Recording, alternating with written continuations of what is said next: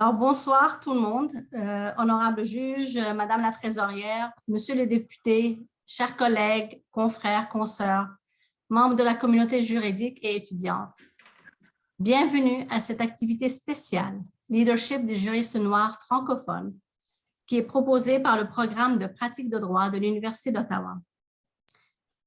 C'est dans le cadre, évidemment, du mois de l'histoire des Noirs. Je m'appelle Christiane Sade, pour ceux qui ne me connaissent pas, et je suis la directrice du programme de pratique de droit de l'Université d'Ottawa. Le PPD a les bureaux situés sur le territoire traditionnel non cédé du peuple Anishinaabe-Algonquin. Vous êtes aussi plusieurs à nous joindre à partir d'autres territoires, en Ontario ou ailleurs au pays. Nous vous invitons aussi à vous familiariser avec le territoire sur lequel vous vous trouvez, ainsi que les traditions des peuples autochtones qui en sont les gardiens. Le PPD est un programme qui offre aux titulaires de diplômes de droit canadien une voie d'accès au barreau de l'Ontario. Il s'agit d'un programme intensif de 8 mois qui est dans le cadre d'un cabinet simulé, mais aussi comporte une portion pratique en milieu juridique. Mais la mission du PPD de l'Université d'Ottawa est de favoriser l'accès à la profession pour les juristes francophones et francophiles, mais aussi de promouvoir l'accès à la justice pour les francophones et autres groupes marginalisés en formant des avocats hautement qualifiés pour offrir des services juridiques de qualité en français. La diversité des personnes candidates du PPD est représentative de celle de la profession qu'elle s'apprête à intégrer et celle de la société qu'elle souhaite servir, particulièrement la communauté francophone. Le PPD, dans le cadre de sa formation, cultive un espace de dialogue pour mieux comprendre les enjeux de la société et de ses composantes et de prendre part à la réflexion et vers des pistes de solutions concrètes. Nous saluons le barreau de l'Ontario pour avoir initié le PPD comme option d'accès à la profession en 2013. La présente activité sera enregistrée et partagée ultérieurement avec les ressources de formation du barreau de l'Ontario. Sur ce, j'aimerais tout de suite céder la parole à Maître Theresa Donnelly, trésorière du barreau de l'Ontario, afin de nous accueillir ce soir dans le cadre de cette activité très spéciale. Donc, trésorière Donnelly, je vous cède le micro. Bonsoir, je suis ravie d'être ici pour ce programme du mois de l'histoire des Noirs du PPD. C'est un thème important pour le barreau et moi-même. Pendant ce mois, nous soulignons les contributions de la communauté noire et des juristes noirs à la société canadienne. C'est aussi le temps de réfléchir aux injustices et aux barrières qui continuent d'exister pour eux. Le barreau de l'Ontario veut combattre le racisme et le racisme anti-noir et rendre la société plus diverse et ouverte à tous.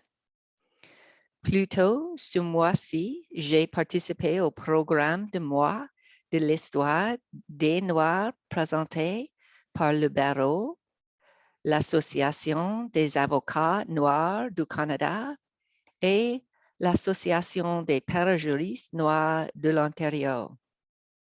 Ce programme a suscité un grand intérêt. 1400 personnes y ont assisté pour célébrer les succès de la communauté noire et pour parler des solutions aux problèmes qu'elle rencontre. Ce soir, vous discuterez du leadership des juristes noirs francophones qui poursuivent de façon unique leur quête de justice pour enrichir la profession juridique en Ontario et au Canada. En 2018, la Cour suprême du Canada a déclaré clairement que la diversité dans les professions juridiques favorisait l'intérêt public et l'accès à la justice. Les juristes que vous honorez ce soir montrent comment il est important que le secteur de la justice reflète les communautés que nous servons. Je ne peux malheureusement pas rester car j'ai une autre activité avec des étudiantes à 19 heures, mais je vous souhaite de bonnes discussions. J'espère vous rencontrer en personne très bientôt. Merci. Merci beaucoup, trésorière Donald. Donc, avant de poursuivre notre soirée qui va se dérouler en deux parties. Donc, la première partie consiste en un panel de discussion qui va durer environ 1 heure.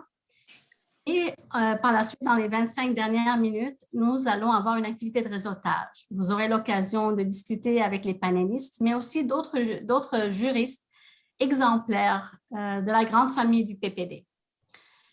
On va vous le rappeler plus tard, mais il y aura un lien différent pour la partie réseautage puisque nous allons vous donner l'occasion de circuler dans des salles de discussion. Si vous me permettez quelques minutes avant de commencer notre panel, j'aimerais souligner un triste événement. Le PPD a perdu un membre de sa grande famille.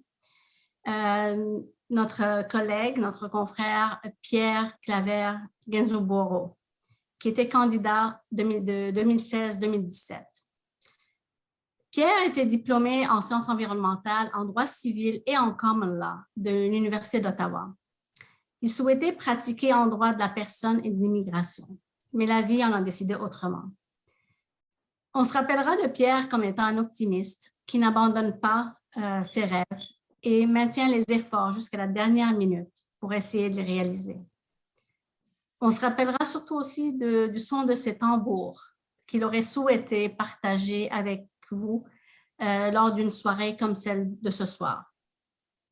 À défaut de sa présence en personne, je vais partager mon écran pour vous partager quelques moments qu'on aurait pu bénéficier de la présence de Pierre juste avant notre panel.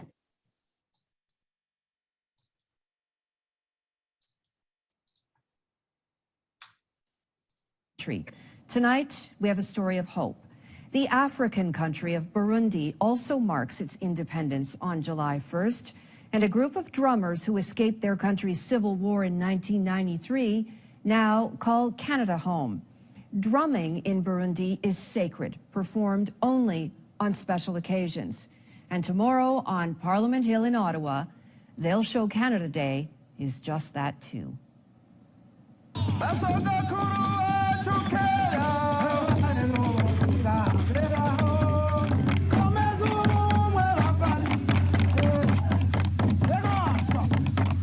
My name is Pierre. I have been drumming 20 years ago. I drum because the drums tradition of Burundi.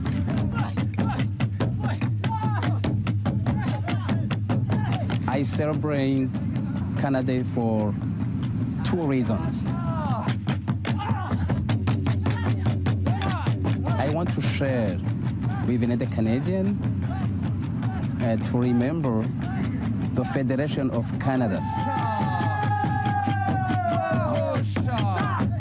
I remember the Independence Day of Burundi. I'm celebrating both. My name is Blaise Pascal Yotingabo. I've been drumming since I was 5 years, and I'm a member of Remesha Drums. I came from Burundi, which is a country in the east side in Africa. Burundi is sliding closer to chaos and anarchy in a country teetering on the brink of civil war. There is a lot of trouble in the country, there are killings. I said there was like a burning country. When I came in Canada, I found a country which respects human rights, human dignity. The country which is democracy and the rule of law. I decided to stay in Canada. I am in a free country which I can make my dream. When we perform on July 1st, we are celebrating freedom, the freedom of people, the freedom of the country, the freedom of the nation. That's what we're celebrating on that day.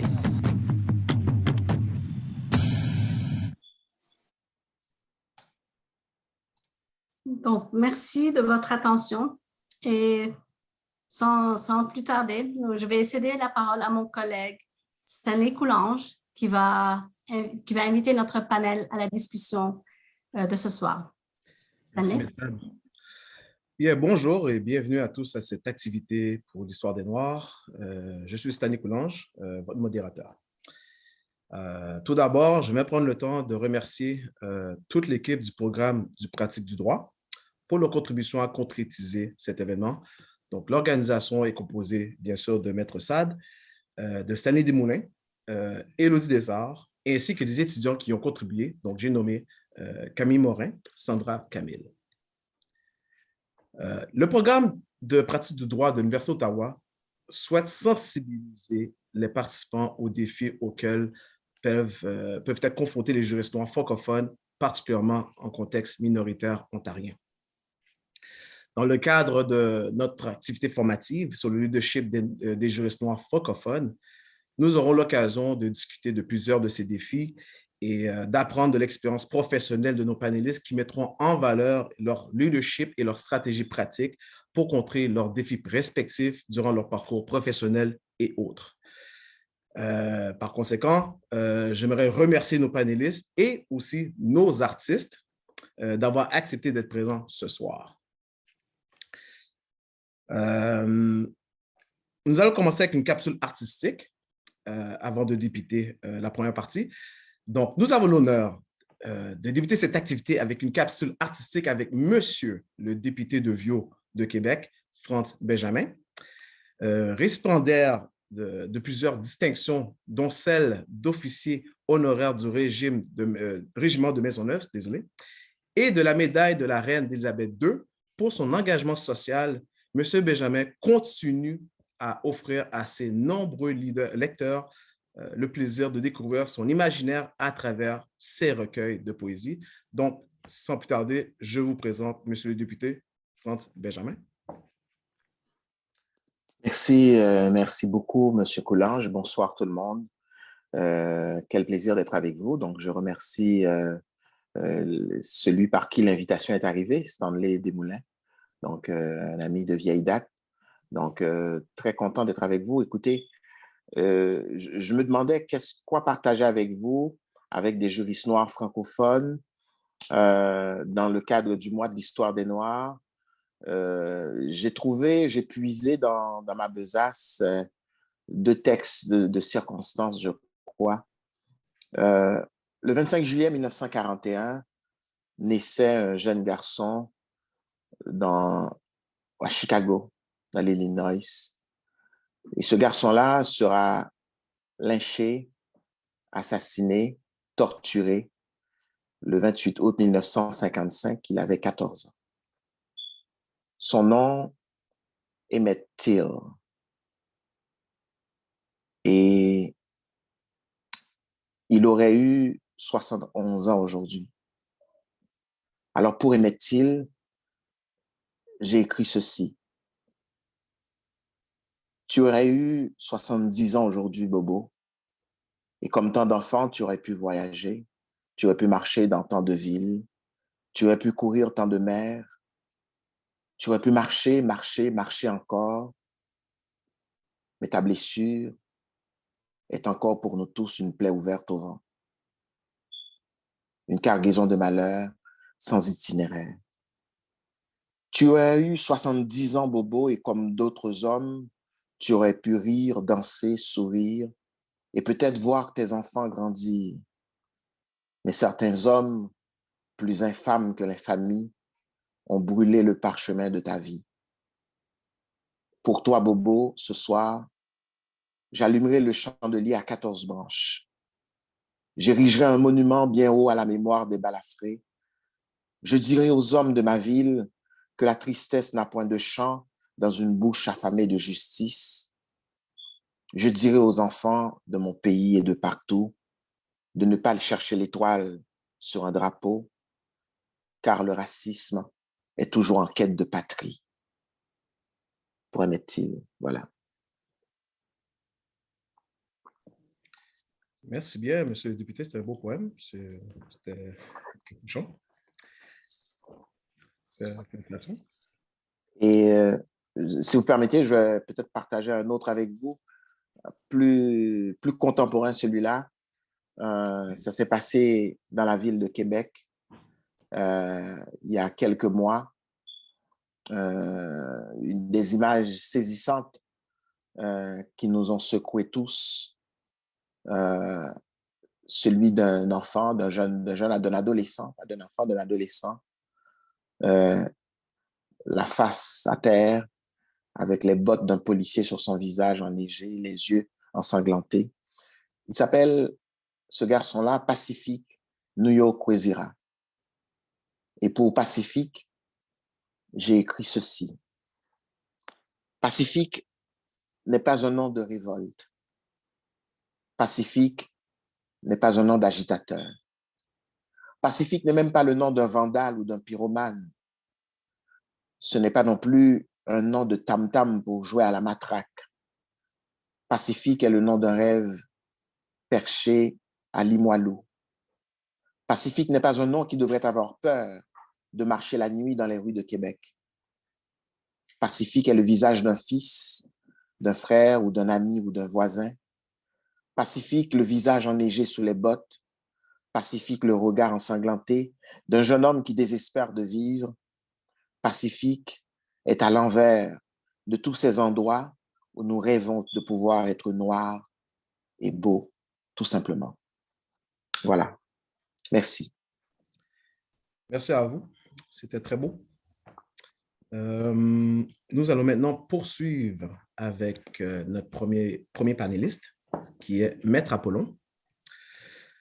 Vous êtes un avocat en droit corporatif, un enseignant praticien à l'Université d'Ottawa, au PPD et aux États-Unis. De plus, vous êtes également un cinéaste.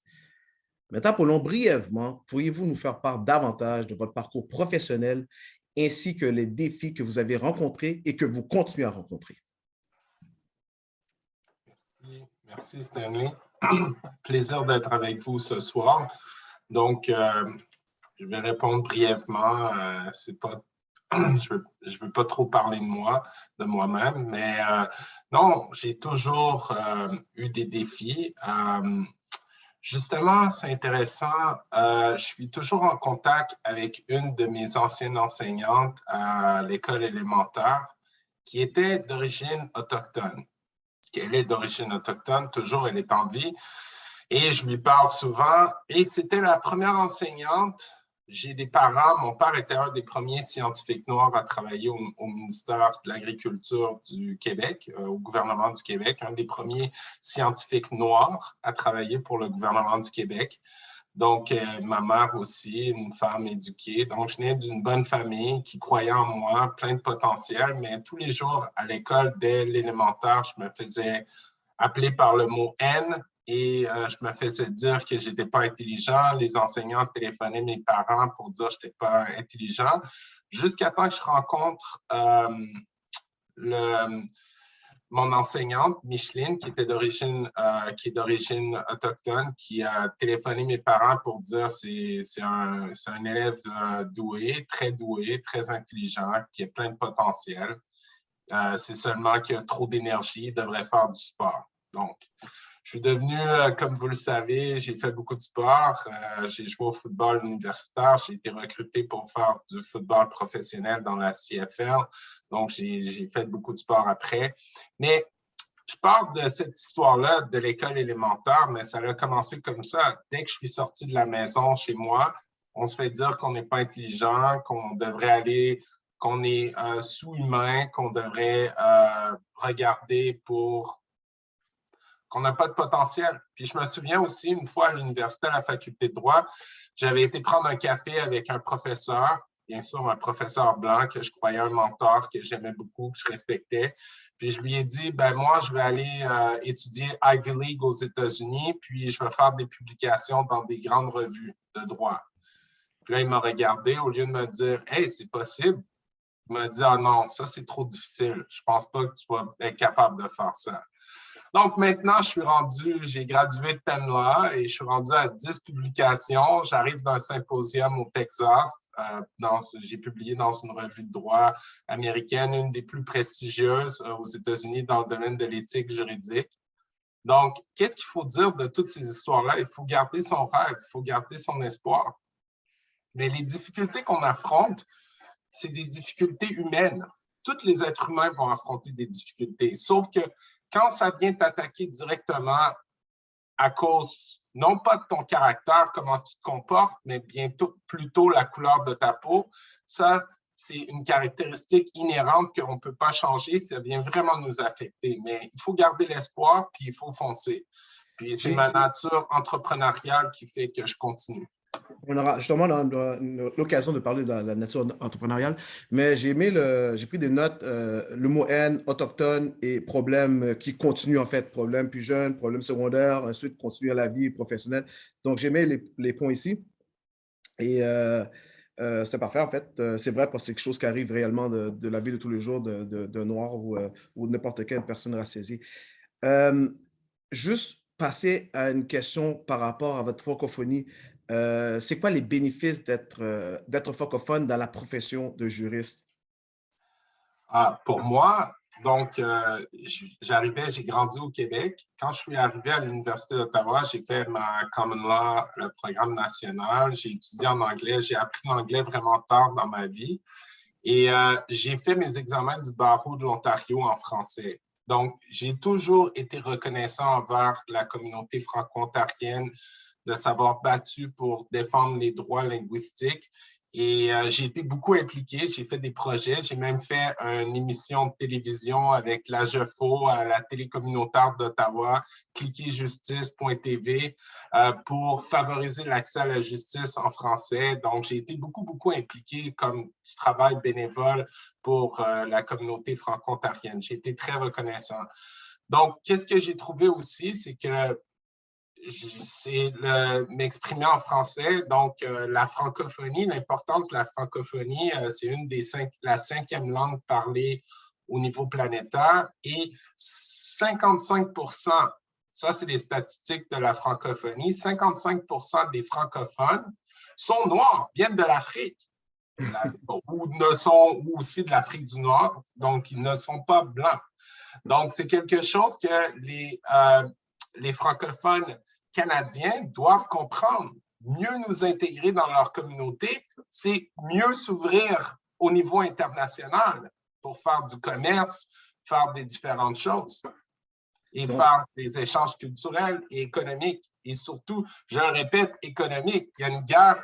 Actuellement, il y a des guerres, mais la guerre économique reste toujours très importante. C'est la Chine maintenant qui fait le plus d'affaires en Afrique. C'est plus les pays occidentaux. Donc, je peux comprendre, vous êtes très impliqué dans la francophonie et non seulement dans le parti juridique, mais aussi la partie économique d'envoyer ça d'une façon mondialisée. C'est parfait, c'est une très belle réponse, très bon. Nous allons maintenant poursuivre avec notre deuxième panéliste, Maître Louis-Jean. Vous êtes un avocat en droit criminel dans le nord de l'Ontario, un défenseur de l'accès à la justice aux plus vulnérables et un membre du groupe de travail de l'AGEFO sur l'inclusion et la diversité. Tout comme Maître Apollon, pourriez-vous nous faire part davantage de votre parcours professionnel ainsi que les défis que vous avez rencontrés et que vous continuez à rencontrer? Merci beaucoup, M. Coulange, pour cette belle question. Alors, moi, contrairement à Maître Apollon, je suis né en Haïti. Je suis arrivé ici en Ontario comme étudiant. J'étais déjà dans mes vingtaines. Donc, ça fait qu'il y a certains défis que je n'ai pas connus. Donc, j'ai fait mes études de droit à l'Université d'Ottawa. Je suis admis au barreau en 2018 et tout de suite après, j'ai obtenu un emploi avec Aide juridique Ontario et je travaille avec Aide juridique depuis lors. Alors, les défis que j'ai rencontrés, c'était surtout au début, c'était mon intégration dans le monde juridique parce que ça n'a pas été évident puisque je n'avais pas d'amis, de famille, de connaissances dans ce domaine-là. Je devais donc frayer mon propre chemin, ce qui n'a pas été sans souci. Le second défi, c'était l'isolement que j'ai connu au début parce que je devais aller travailler très loin. Donc, j'ai dû partir sans ma famille, j'ai dû laisser derrière mes amis et aussi j'ai commencé à pratiquer le droit en solo. J'étais le seul dans un bureau d'aide juridique. Donc, j'ai dû apprendre par des recherches, par des erreurs. Donc, ce n'était pas un cadre où il y avait d'autres avocats à qui je peux poser des questions, à qui je pouvais me plaindre, par exemple. Donc, c'était difficile de ce côté-là. Mais l'autre défi que je devrais considérer comme le plus grand défi, c'est que j'ai été toujours une sorte de nouveauté là où j'ai été parce que j'étais parmi les seuls Noirs qui vivaient dans cette région-là. Mais heureusement, la communauté juridique a été très accueillante, très respectueuse et très inclusive dans ses rapports avec moi. Donc, cela fait que les défis, c'était sérieux, mais ce n'étaient pas des défis insurmontables. Donc, je me résumer ici, parce que vous avez commencé à venir ici, vous avez migré d'Haïti. Donc, vous avez laissé vos amis en Haïti, la famille aussi. Par la suite, vous étiez dans l'isolement. Par la suite, vous étiez comme seul noir ou parmi les seuls noirs. Donc, je veux juste faire passer peut-être un anglicisme. Vous avez été all-in. C'est ça qui s'est passé. Vous étiez all-in, puis ça, c'est un gros défi qui s'est passé là. So, c'est parfait, c'est très, très fort. Et ça fait preuve de beaucoup de résilience également ici. Dans votre francophonie, vous êtes haïtien d'origine, parlez français déjà. Donc, comment pouvez-vous décrire votre francophonie, notamment dans le nord de l'Ontario, où est-ce que vous travaillez? Je dirais que ma francophonie, c'est une francophonie diverse et diversifiée et métissée, je dirais, parce que mon éducation de base a été faite en Haïti, où j'ai eu des professeurs haïtiens, quelques Français et Belges. Et puis, quand je suis arrivé ici, j'ai eu des Franco-Ontariens. Donc, contrairement à ce que vous dites, le français n'a pas été ma langue maternelle en soi. C'est vrai que toute mon éducation a été faite en français. Cependant, à la maison, on parlait créole. C'est pour ça, vous pouvez le détecter dans mon accent. J'ai un accent assez unique. Donc, c'est un mélange de beaucoup de cultures qui est caché derrière le français que je parle aujourd'hui. Alors, une fois que je suis arrivé ici en Ontario, le français, c'était la langue de communication qui me permettait d'aller vers le monde, qui me permettait aussi de communiquer avec mon entourage. Je suis donc devenu très engagé auprès de la communauté francophone, où je contribue à ma manière à la préservation et à l'épanouissement de la langue française en participant dans la vie francophone et en faisant du service en français une réalité. Et ceci, avec mon emploi maintenant, je suis encore plus engagé, je dirais, dans le combat pour l'accès à la justice en français. Mais en général, je participe dans la vie de la communauté francophone, surtout dans le nord de l'Ontario. Tout comme Maître Apollon, vous êtes impliqué. Parfait, très belle réponse. Notre troisième panéliste, Maître Razo. Vous êtes une avocate qui travaille au bureau de Garland WLG à Ottawa. Vous exercez en droit des affaires et en litige commercial et vous êtes une passionnée des risques juridiques liés à l'intelligence artificielle. Tout comme les autres panélistes, décrivez-nous davantage votre parcours professionnel ainsi que les défis que vous avez rencontrés, que vous continuez à rencontrer, s'il vous plaît. Okay, merci beaucoup pour l'introduction. Donc, moi, j'ai un parcours un peu assez spécial. Donc, en fait, moi, mes parents sont originaires de Côte d'Ivoire, mais moi, je suis née à Trois-Rivières, Québec. J'ai grandi, en fait, dans l'Ouest canadien. J'ai fait l'école secondaire à Vancouver. J'ai aussi fait mes études universitaires, une partie de mes études universitaires à Edmonton. Par la suite, je suis retournée à l'école de droit à l'Université d'Ottawa dans le programme de commandement en français. Et j'ai commencé à travailler pour le cabinet Garling WVSG à Ottawa comme étudiante d'été en 2016. Oui, et là, j'ai aussi fait mon barreau en français comme maître Apollon et maître Louis-Jean. Et en fait, oui, je remercie énormément les Franco-Ontariens qui se sont battus pour pouvoir justement faire de la place pour que nous autres qui venons nous ajouter à cette francophonie, cette diversité-là, puissions continuer à mener ce combat avec eux. Et là, j'ai commencé à pratiquer en 2018 à titre d'avocate dans le cabinet. Donc, un des grands défis, je dirais, je vais parler de défis de deux façons, par rapport à l'entrée dans la profession et par rapport aux attentes qui découlent par après. Donc, un des grands défis que j'ai remarqué, et moi, je ne me laisse pas trop faire par ce genre de situation-là, c'est qu'on m'avait dit, n'applique pas au cabinet, quand tu étais étudiante de droit, n'applique pas au grand cabinet, ils ne prennent pas de noirs. Ça, c'était le mot du temps. Et moi, j'adore les défis, donc je me suis dit, non, je vais prouver que ce n'est pas vrai. Et donc, j'ai appliqué à des grands cabinets, j'ai appliqué à des petits cabinets, en fait, j'ai appliqué un peu partout. Et justement, j'ai pu avoir l'occasion d'être embauchée par un grand cabinet à Ottawa.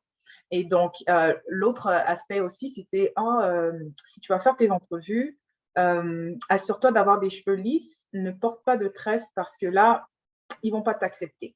Et je dis, excuse-moi, là, moi, je suis une femme noire, je vais tout le temps changer mes cheveux, OK? Donc, s'ils ne peuvent pas m'accepter comme je suis, too bad. Donc, encore une fois, je n'ai pas laissé ces on-dit, je n'ai pas laissé ces propos négatifs-là m'arrêter afin de pouvoir parcourir ce chemin-là. Deuxième volet, c'est lorsqu'on est dans la pratique, il est fort probable qu'il y ait des occasions où on manque un peu de confiance en soi parce qu'on est jeune juriste, on n'a pas beaucoup d'expérience, mais aussi parce que les gens, en fait, nous traitent différemment à cause de notre couleur. Je peux donner un exemple vraiment banal d'une situation qui s'est produite et enfin assez récemment où allé pour des interrogatoires au préalable avec une des associées de notre cabinet. Et lorsque nous sommes arrivés, l'avocat de l'autre partie pensait, OK, la cliente, en fait, c'était une femme noire, on représentait une femme noire dans un contexte d'un litige devant la Cour fédérale, et c'était en français. Et donc là, moi, je rentre avec l'associé dans la pièce, notre cliente n'est pas encore arrivée, et l'avocat de l'autre partie se dit, oh, mais moi, je dois être la cliente. Donc, il se dit, oh, mais vous êtes la cliente et tout. Non, je suis avocate. Et tout d'un coup, là, oh, le choc, surpris. Oh, tu es avocate? Oh, dans un grand cabinet en plus? Oui. Donc, des fois, ce genre d'interaction-là fait qu'on peut manquer un peu de confiance en soi, on peut manquer un peu de confiance en nos habiletés. Mais je peux dire que l'associée qui était avec moi ce jour-là était non seulement outragée, mais en fait, elle s'est mise à en fait, vouloir me protéger de la situation, mais on a réglé l'affaire. Mais pour dire que des fois, ça arrive. Des fois, on se met dans un certain milieu et on manque un peu de confiance juste parce que les gens nous traitent différemment du premier coup. Mais pour dire qu'on ne devrait pas se laisser faire, on devrait toujours brandir notre diversité culturelle, notre diversité raciale, notre diversité linguistique avec fierté et sans pour autant laisser les gens nous malmener. Donc, je sais que Maître Apollon est mort d'envie de vouloir commenter ce sujet-là. Je reconnais Maître Apollon sur ce genre de sujet, mais on y passera après. Toutefois, je veux juste, qu'est-ce que j'ai retenu ici? Authenticité, sentiment de l'imposteur, des sujets qu'on avait discutés dans l'activité de l'année passée, qui avait fait beaucoup de débats. Et c'est ça qu'on en ressort. Puis effectivement, l'authenticité et le sentiment d'imposteur, il y a un effet contradictoire à ça, où est-ce qu'on est dans la profession, puis on fait face à la musique, puis après on dit non, on n'est pas bienvenu dans la musique. Bon, ça tourne en rond, puis le manque de confiance, puis ça, c'est très beau point. Très, très beau point. Je vais poursuivre.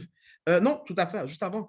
Je sais que vous êtes né à Trois-Rivières, Vous avez été dans l'Ouest canadien, Edmonton, Ottawa, tous les univers anglophones, excepté celui de Trois-Rivières, j'imagine. Comment les droits linguistiques vous interpellent? En quelques mots. Oui, donc très bonne question.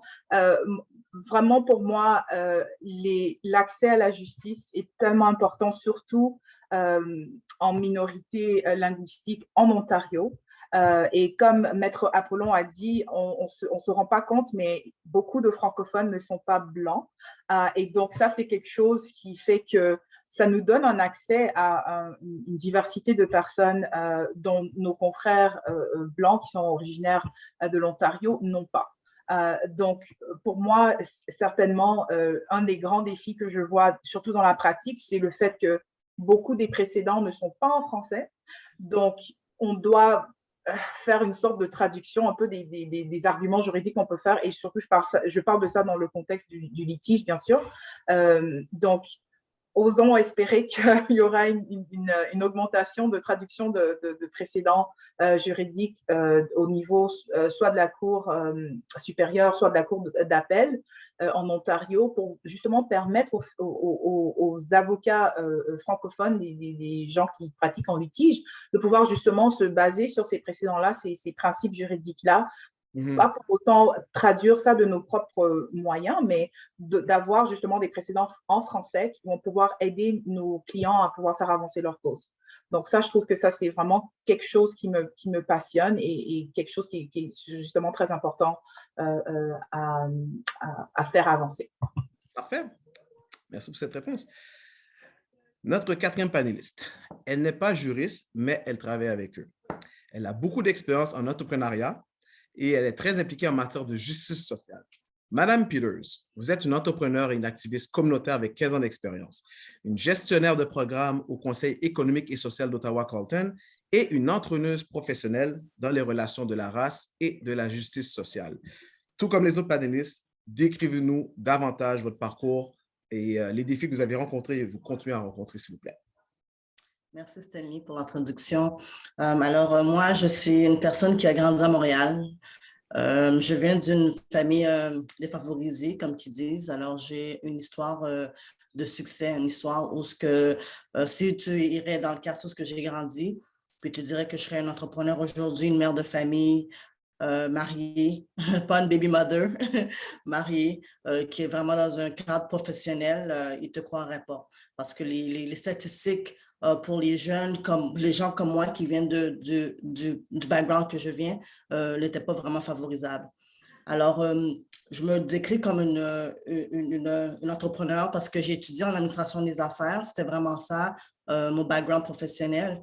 Mais je dirais que l'expérience que j'ai vraiment eue professionnelle était vraiment, je les ai atteints en dehors de mon travail, en dehors de mes études. Pendant que j'étudiais l'administration des affaires, j'attendais encore qu'ils m'apprennent comment faire de l'argent, comment développer un pouvoir économique. Puis après la première année, j'attendais, la deuxième année, j'attendais encore. Je prenais des cours de comptabilité, des cours d'économie, mais j'attendais encore qu'ils m'expliquent vraiment c'est quoi les stratégies pour pouvoir développer un pouvoir économique. Puis je n'avais pas trouvé la réponse encore.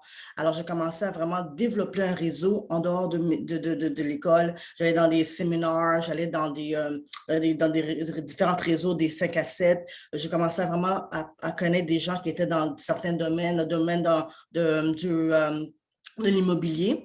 Et puis, c'est là que j'ai commencé à vraiment apprendre des stratégies qui sont vraiment plus basées sur le développement économique. Fait qu'à l'école, j'ai appris comment développer des plans d'affaires, comment développer des plans stratégiques. Mais quand ça venait de vraiment comprendre c'était quoi la formule magique pour pouvoir développer une force économique, je l'ai appris en dehors de l'école.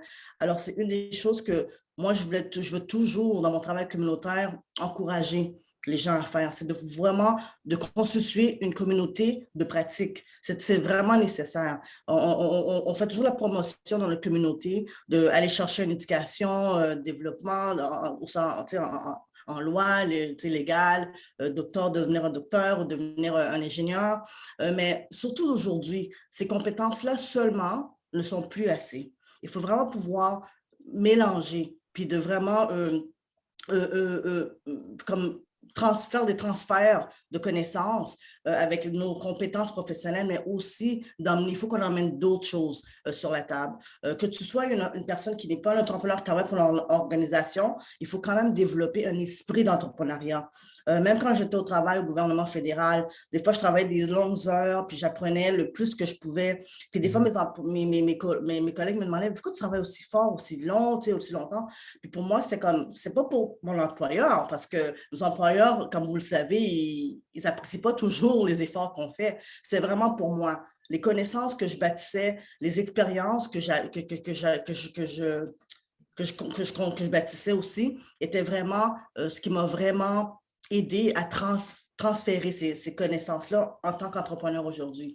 J'ai 3 entreprises, j'ai des investissements immobiliers, fait que ma capacité de pouvoir non seulement développer ma communauté de pratique, de développer une équipe d'employés, même une équipe de volontaires, de gens qui font du bénévolat, parce que quand je fais du travail communautaire, souvent, c'est une vision que je vends à la communauté. Et puis, c'est eux qui décident d'acheter ma vision, puis de croire dans ma vision et de vouloir travailler en direction de pouvoir acquérir ce résultat-là. Alors, il y a des compétences qui sont très importantes. Puis, je vais aussi le dire, je sais qu'on regarde le panneau, puis tout le monde parle de nos difficultés en tant que noir, en tant que juriste noir. Puis, si quelqu'un de dehors, de l'externe, regarderait, il dirait « Oh, man, ils sont encore en train de se plaindre, tu sais. » Puis de dire que parce qu'on est noir, je vais vous le dire, écoute, en tant que consultant, une de mes entreprises, c'est d'être une consultante en coaching professionnel. Je vais vous dire que les plaintes sont réelles, sont basées sur des statistiques, OK? Sont basées sur des statistiques. Le fait qu'on a 2 fois plus les compétences professionnelles de nos contreparts, mais que les résultats de nos positions professionnelles sont toujours sous nos compétences qu'on peut donner. Fait que, on va dire, on est toujours underemployed, comme ils disent en anglais, tu sais. On a des compétences de leadership, des compétences exceptionnelles, mais parce que c'est pas nous on n'a pas donné les opportunités de pouvoir démontrer ces compétences-là, c'est souvent difficile de pouvoir rayonner de la manière qu'on pourrait rayonner. Fait que, tu sais, comme je vous dis, moi, je voulais pas vraiment rester à parler de plus de mon expérience puis mes compétences d'études parce que vraiment, surtout de nos jours, c'est vraiment plus assez. C'est vraiment plus assez. Il faut qu'on soit capable de développer notre intelligence émotionnelle, OK? C'est quelque chose qui est très important. Avec aussi la technologie de nos jours, les habiletés techniques, OK, ne sont plus assez. Mais c'est très, très belle réponse.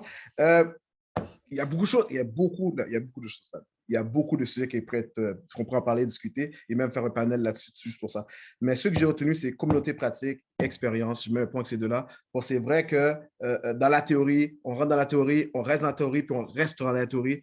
On n'évolue pas dans le monde pratique. On n'apprend pas d'expérience. Que ce soit bonne ou mauvaise, ce soit toujours une excellence d'éducation. La meilleure éducation, après la théorie, c'est la pratique, ou peut-être même la pratique avant l'éducation, puis vice-versa, vient après. Mais c'est vraiment vrai, j'ai aimé cette phrase-là, communauté pratique, et on a les Noirs, la communauté doit mettre de l'avant plus grand nombre de communautés pratiques. Très belle réponse. Dans tout cet aspect entrepreneurial-là, comment les droits linguistiques vous interpellent en quelques mots? Pour moi, les droits linguistiques, c'est quand même un des domaines les plus importants au Canada. Dans un pays comme le Canada, c'est très important. En tant qu'entrepreneur, moi, mes partenaires les plus importants sont mon avocat et mon comptable. Fait que c'est ces 2 personnes-là que je me fie beaucoup sur leur expertise. Alors, pour moi, ça m'interpelle parce que même aussi en tant que leader communautaire, je suis juste appelée à vouloir changer les barrières, c'est comme les barrières de justice sociale ou bien les barrières systémiques dans le fond. Fait qu'il faut vraiment comprendre quelles sont les lois, puis les règlements, puis les politiques qui sont déjà en place pour pouvoir savoir qu'est-ce qu'on doit changer, quels sont les changements qu'on doit changer, qu'est-ce qu'on doit même peut-être abolir aussi sur certaines fois. Alors pour moi, ce domaine-là est un domaine très important dans notre société. Et puis, c'est pour ça, c'est quelque chose qu'on ne peut pas vraiment s'en faire. On ne peut pas vivre sans comprendre le droit juridique, et puis aussi de travailler puis de naviguer autour de ce genre d'industrie-là. et rendre une société encore plus inclusive pour l'ensemble. On parle de l'Ontario, mais pour l'ensemble du Canada également. Exactement. Parfait, merci beaucoup. Mais je vous remercie pour d'avoir partagé ces belles réponses. J'ai aucun doute que vos témoignages serviront d'inspiration et de motivation pour tout juriste ou autre personne. Si vous voulez bien, je ne sais pas si on peut passer quelques questions du public. Je sais qu'on a un webinaire, on ne les voit pas, donc je ne sais pas si on a des questions. Monsieur le député, vous voulez dire quelque chose? Vous avez une question? Oui, absolument. Ben, écoutez, je m'en voudrais parce que j'ai une ou deux questions rapidement. En fait, j'aimerais entendre peut-être surtout nos avocats. Cette semaine, à l'Assemblée nationale donc, du Québec, on a travaillé, donc j'ai travaillé sur un projet de loi qui a été adopté qui s'appelle la loi sur la protection des stagiaires. Et lors de plusieurs de mes interventions, j'ai beaucoup questionné la problématique d'accès au stage pour beaucoup de membres issus des minorités racisées, je pense entre autres aux membres des communautés noires. Je voulais savoir peut-être, est-ce que pour les avocates et les avocats, est-ce que c'est quelque chose qui vous touche, l'accès au stage dans votre domaine? Il n'y a personne, c'est une question politique. J'adore la politique et je dois vous dire que le député, c'est un ami, c'est quelqu'un qui m'inspire beaucoup. Il y a des gens qui ont tout. Pour moi, il a tout. Il parle le français super bien, il adore les gens, il travaille vraiment bien pour sa communauté. Donc, cette question-là m'interpelle à plusieurs égards. Donc, moi, je suis stagiaire et vous n'imaginez pas, je suis maintenant au Nouveau-Brunswick pour faire mon stage. Et actuellement, le barreau, avec Medsad au PPD, entreprend. Vous êtes en avance sur le barreau de l'Ontario pour votre loi. Encore une fois, félicitations pour votre loi parce que le barreau est en consultation présentement pour ce sujet-là. Moi, en tant que père de famille, donc j'ai décidé d'aller en droit. Donc, en tant que personne noire également, donc c'est un problème qu'il y a pour les stages. Pour trouver des stages qui sont payants, par exemple. Et dans le métier d'avocat, trouver un stage, c'est essentiel. On ne peut pas devenir avocat sans avoir un stage. Et avoir des enfants, avoir de la famille et sans avoir un stage payant, donc c'est presque impossible. Donc, le métier est déjà stressant. Il y a beaucoup de choses à faire. Et maintenant, vous devez penser comment vous allez joindre les deux bouts. Donc, c'est vraiment une loi qui a beaucoup de sens pour le Québec, mais la problématique est partout ailleurs, au Nouveau-Brunswick, en Ontario. Donc, c'est la même chose. Medsad? Et merci beaucoup, Monsieur le député. C'est une excellente question. Et puis, mon collègue Stanley Desmoulins a vraiment bien résumé la situation. Actuellement, le barreau de l'Ontario mène une consultation sur la rémunération des stages. Par contre, le PPD est un exemple même d'une initiative menée par le barreau pour essayer de répondre à la problématique de l'accès au stage. Donc, on sait que plusieurs personnes ne décrochent pas de stage. Et évidemment, c'est un obstacle majeur à l'accès à la profession. Et on constate que malheureusement, une bonne partie de ces candidats ou candidates qui ne trouvent pas de stage proviennent donc des communautés racialisées ou des étudiants matures, donc des personnes qui ont des barrières soit systémiques, soit qui ont besoin d'un peu plus d'appui de la part de la communauté juridique. Et c'est là, dans le fond, c'est une des choses qu'on a au cœur de notre offre de service au PPD. Il y a d'autres programmes aussi qui sont là, mais c'est une question très importante. Puis toute la communauté juridique travaille en ce sens. Donc, mais c'est une question que le barreau se pose et toute la communauté, incluant le PPD. Merci, Madame Peters. Est-ce qu'on... Je vois une question de Maître Stevens. C'est ça. Je pense, Maître Benjamin, je crois qu'il était le prochain. Dans mon cas, je ne suis que monsieur, donc pas maître. Mais en fait, j'avais une sous-question. Je voulais rebondir sur les statistiques que Maître Apollon nous a données tout à l'heure. Moi, ce sont des statistiques qui m'étonnent, mais un agréable étonnement, on s'entend, sur la représentation des francophones hors Québec.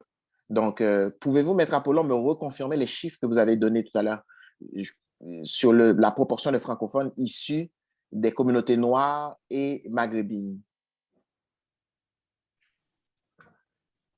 Les chiffres, ce n'est pas pour la francophonie au sein du Canada, mais c'est vraiment la francophonie internationale qui proviennent de la francophonie, l'organisation. 55% des francophones vivent en Afrique.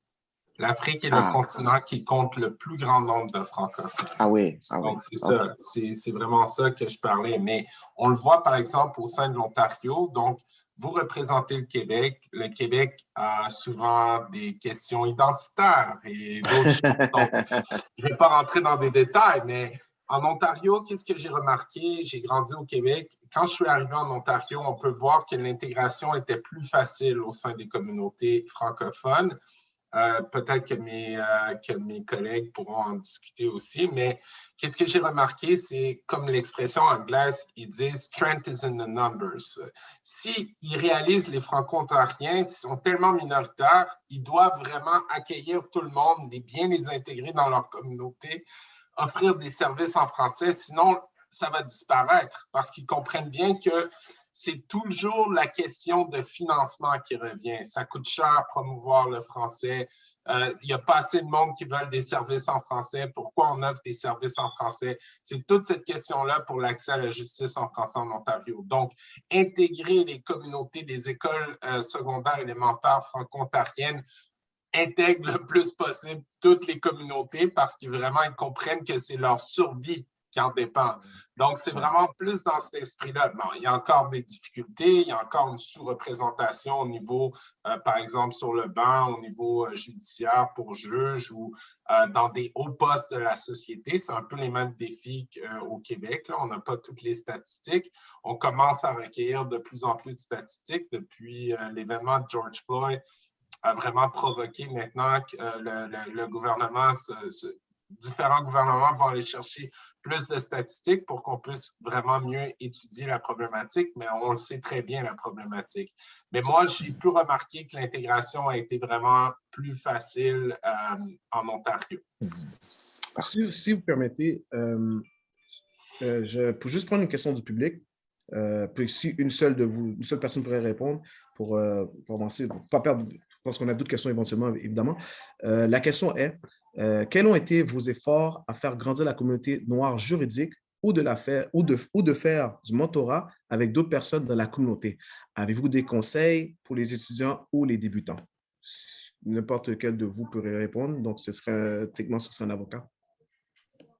Je suis prête à répondre à cette question.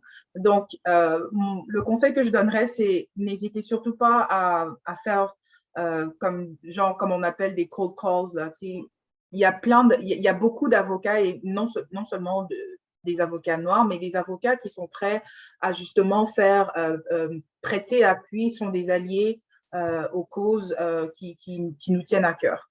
Donc, moi, je peux parler de mon propre parcours. Lorsque j'étais étudiante, j'avais un très bon ami à moi qui était justement un de mes tuteurs dans mes cours à l'école de droit, qui justement travaillait au cabinet où je suis actuellement. Et cette personne-là a vraiment joué un rôle de mentor informel, passer à travers le processus, qu'est-ce que je peux m'attendre par rapport au cabinet quand j'ai posé des questions, qu'est-ce que je devrais faire justement pour montrer au cabinet que j'avais un intérêt, à quoi je pourrais m'attendre en fait dans le processus de l'entrevue. Et tout ça c'est quelque chose que j'ai eu qui a été bénéficiaire pour moi, que d'autres étudiants peut-être n'ont pas eu par rapport à leur expérience en passant par le processus d'entrevue avec les cabinets. Donc, juste pour dire que, et justement, cette personne-là, c'était pas une personne noire, une personne racialisée. En fait, il était francophone de l'Alberta. Mais on avait ça en commun. On avait notre francophonie qui nous avait liés et qu'on a pu tisser des liens de mentors et mentorés qui ont fait que ça m'a ouvert la porte par rapport au processus d'entrevue de mon cabinet. Donc, juste pour dire qu'il y a des opportunités de tisser des liens avec des personnes clés dans vraiment n'importe quel des domaines. Et il faut vraiment faire un pas en avant, faire des cold calls, emmener des courriels. Vraiment, n'hésitez pas à juste emmener un message à quelqu'un pourrait potentiellement être un mentor ou même un sponsor pour vous par rapport à votre parcours professionnel? Pour compléter avec votre... Merci pour la réponse, Maître Arzo. Et pour compléter également à l'étudiant qui a posé la question, le PPD offre justement, c'est un programme intégré qui fait justement du mentorat et du coaching et plus encore. Donc, si vous avez des questions, on peut toujours écrire à Stanley Desmoulins ou à Maître Sade, la directrice. L'activité est très intéressante jusqu'à présent. Je sens qu'il y a beaucoup il y a beaucoup de sujets, il y a du bon contenu. Alors, on va juste prendre une pause artistique maintenant avec Madame Winnie Pierre. Et Madame Winnie Pierre est une auteure, compositrice, interprète qui fusionne la musique avec les arts et sa philanthropie. Son authenticité est profondément enracinée dans le classique et le jazz. Alors, sans plus tarder, je vous présente Madame Winnie Pierre qui va nous interpréter une chanson. Bonsoir, bonsoir. Merci à tout le monde. J'aimerais remercier Maître Garrick Apollon pour l'invitation, ainsi que Madame Christiane Sade et Stanley Desmoulins. Alors, pour regarder avec le thème, pour commencer, je vais partager un titre avec vous intitulé « La perle des Antilles » que j'ai dédié à ma grand-mère. Et je pense que ça touche à certains sujets en tant que personne noire, les défis que souvent il faut surmonter. Alors, j'espère que vous allez aimer.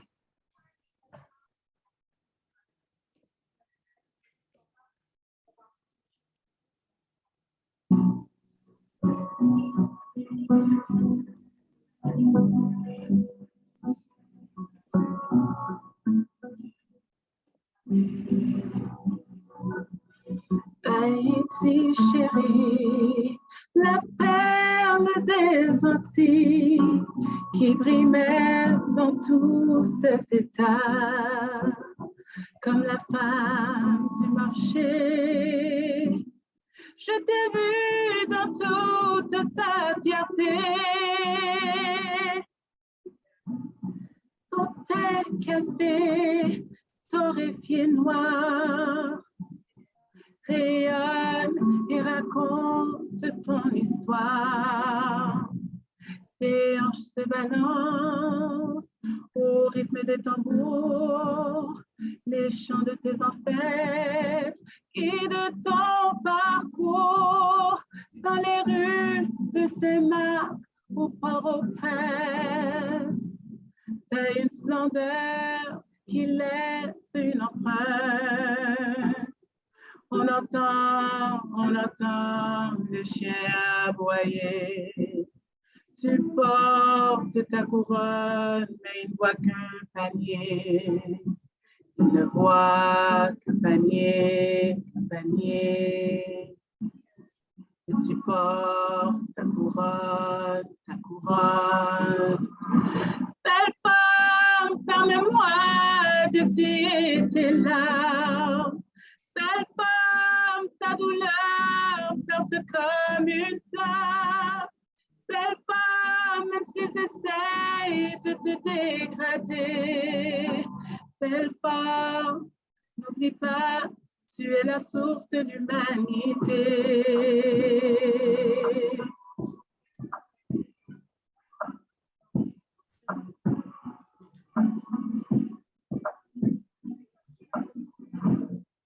Haïti chérie, la perle des Antilles, le premier peuple libre de ses chaînes, comme la force du séisme.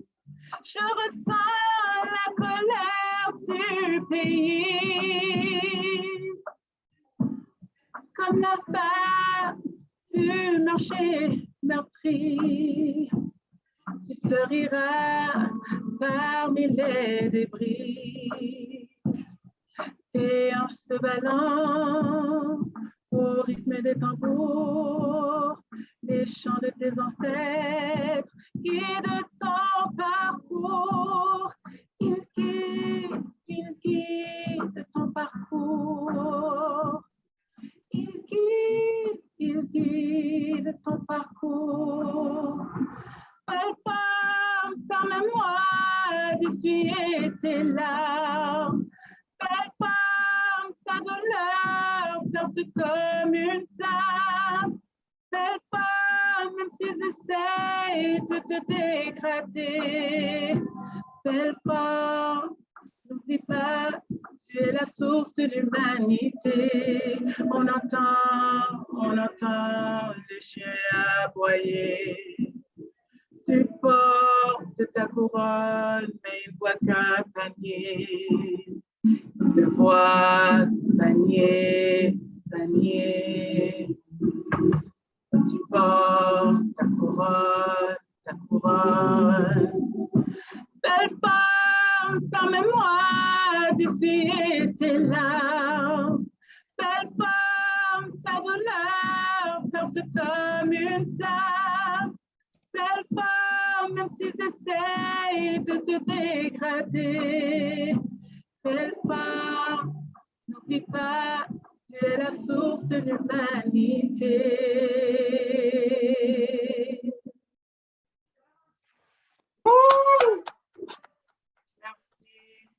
Félicitations. Félicitations, c'était très touchant, c'était bien. Merci encore. Nous allons maintenant passer avec notre deuxième partie de l'activité. Il y a quelqu'un qui a posé une question dans le Q&A. On va juste poser cette question-là, je vais la lire. On va la lire vers la fin. Mais pour ça, on va juste continuer avec la partie 2. Ça ne vous dérange pas. Donc, cette activité, ce sont des questions qui sont personnalisées sur le leadership de nos panélistes, sur des axes qui s'adressent à eux particulièrement. Donc, je vais commencer avec Maître Apollon sur un axe d'entrepreneurial. Si vous deviez choisir un seul mot pour définir le leadership, quel serait ce mot et pourquoi? OK, merci pour la question, mais tout d'abord, je veux retourner à la musique. Il y a des paroles vraiment frappantes qui m'ont marqué dans la musique. C'était qu'on dit dans la chanson que la femme est la source de l'humanité. Puis, ce soir sur le panel, mon ami que je respecte beaucoup, Ketia Peters est là. On travaille ensemble pour bâtir un programme pour l'entrepreneuriat, pour les Noirs, pour la communauté. Puis je crois vraiment à ça. Je viens d'une famille, ma mère est très forte et j'ai 2 filles et j'ai une amie, une amie comme Ketia avec qui on peut travailler pour bâtir la communauté et même plus grand. Donc, je crois vraiment à ça, respecter les femmes et les valeurs féministes et de s'entraider. Et c'est l'aspect de l'intersectionnalité aussi quand on parle d'antiracisme. Il faut aussi parler de lutter contre le sexisme puis d'aider les femmes aussi. Puis que les femmes nous aident aussi, les hommes noirs. C'est de l'entraide. Donc, vraiment, c'est quelque chose qui m'a inspiré. Puis vraiment, Haïti chérie, la perle des Antilles, première république noire au monde. Ce n'est pas quelque chose qu'on enseigne, on ne l'enseigne jamais, mais c'est notre histoire collective, les Noirs. Haïti, Toussaint a réalisé ce que Spartacus n'avait pas réalisé contre l'Empire romain. Il a battu l'Empire napoléonien de la France impériale pour libérer les esclaves noirs. C'est notre histoire, toutes les Noirs. C'était toutes des Noirs de partout de l'Afrique. Donc, c'est notre histoire à nous. Donc, il faut célébrer ça toujours. Et la chanson tellement bien chantée le dit. Donc, merci Whitney vraiment pour cette belle chanson. Si je retourne un mot, c'est facile. C'est facile. C'est leadership de service. Servant leadership en anglais. Donc, je suis un professeur, j'enseigne le comportement organisationnel, la psychologie des affaires. Donc, je retourne à une théorie. C'est le leadership de service, que tu n'es pas là pour tes intérêts personnels, mais tu es là pour les intérêts de ta communauté. Tu es là pour promouvoir une vision plus grande que seulement juste toi. Ça ne veut pas dire de s'oublier soi-même. On a tous besoin d'argent, on a besoin de vivre, mais ça veut dire d'être là pour quelque chose de plus grand, bâtir sa communauté. Et c'est une vision que je partage avec Mme Peters, puis c'est pour ça qu'on travaille ensemble sur des projets d'entrepreneuriat pour notre communauté noire. Parfait. Belle réponse. Donc, je répète le mot, ce serait le service, le leadership de service. C'est bien cela? Excellent. Ouais. Quel conseil avez-vous pour les juristes francophones qui souhaitent se démarquer et exceller dans la profession, dans leur service à la clientèle? Excellent. Donc, ça a déjà été répondu par Mme Peters qui parlait de développer différentes habiletés. Et Maître Saad, la directrice du programme, pourrait le dire fièrement, le PPD, ça fait plusieurs années que je suis enseignant, c'est le seul programme qui donne des habiletés entrepreneuriales aux juristes. Donc, chaque année, ils font un pitch. J'ai l'honneur d'être un des juges. Maître Saad a recruté un avocat entrepreneur qui vient former et Maître Desi, qui est excellent, qui forme la génération de juristes, de conseillers juridiques à penser aussi comme des entrepreneurs. Donc, vraiment, qu'est-ce que je dirais? Ça retourne à la théorie vraiment de leadership centré vers le client. En anglais, on dit client-centric, orienté vers les besoins du client. C'est quelque chose que les avocats ont de la difficulté souvent, tellement que plusieurs bureaux d'avocats et même au sein du ministère de la Justice, c'est une des visions pour promouvoir cette valeur-là. Donc, c'est vraiment ça qu'il faut faire. Et ça vient de comprendre, d'avoir un esprit entrepreneurial. En fait, ma deuxième question, justement, qu'est-ce qu'un programme comme le PPD peut faire pour la démarche entrepreneuriale? Mais vous avez posé à 2 questions en même temps, c'est parfait.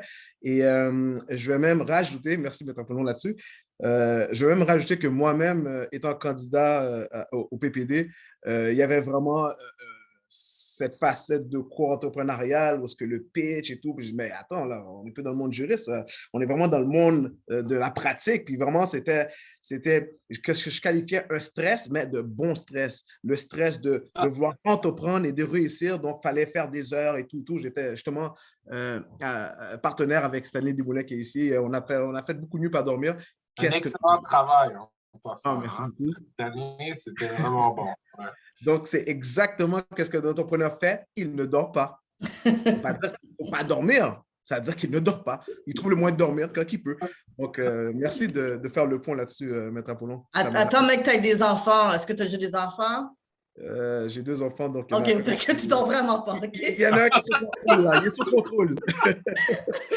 Donc, merci Maître Apollon pour ce souvenir. C'était un très beau souvenir. Je vais continuer toujours dans un axe entrepreneurial.